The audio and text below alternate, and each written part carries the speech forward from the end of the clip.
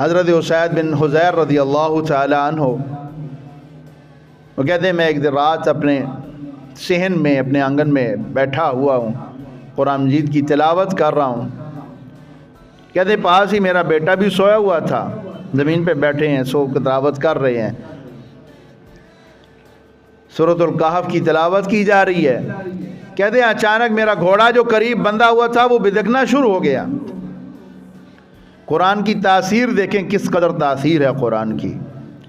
کہتے وہ بدکنا شروع ہوا تو کہتے میں ڈر گیا کہ کہیں یہ گھوڑا میرے بچے کو اپنے پاؤں کے نیچے نہ رون دے، وہ بھی قریب ہی بندھا ہوا ہے. میں نے تلاوت چھوڑی، وہ بھی سکون میں آ گیا. کہتے پھر میں نے تلاوت شروع کی، پھر اس نے وہی حرکت کی.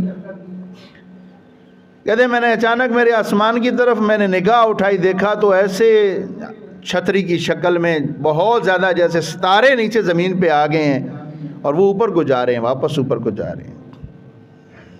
کہتے میں نے تلاوت بند کر دی. میں کہتے میں نے پہلی دفعہ یہ چیز دیکھی تھی، میں گھبرا گیا. میں نے کہا یہ کیا مسئلہ ہے.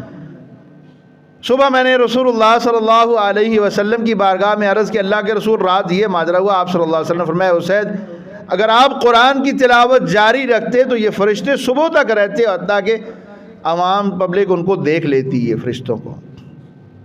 تو یہ اللہ تعالیٰ کے قرآن پڑھے جانے کی وجہ سے فرشتے نازل ہو رہے تھے. تو آپ جہاں جہاں بھی قرآن مجید پڑھتے ہیں یا پڑھا جاتا ہے وہیں پہ قرآن مجید سننے کے لیے اللہ کے فرشتے بھی نازل ہوتے ہیں.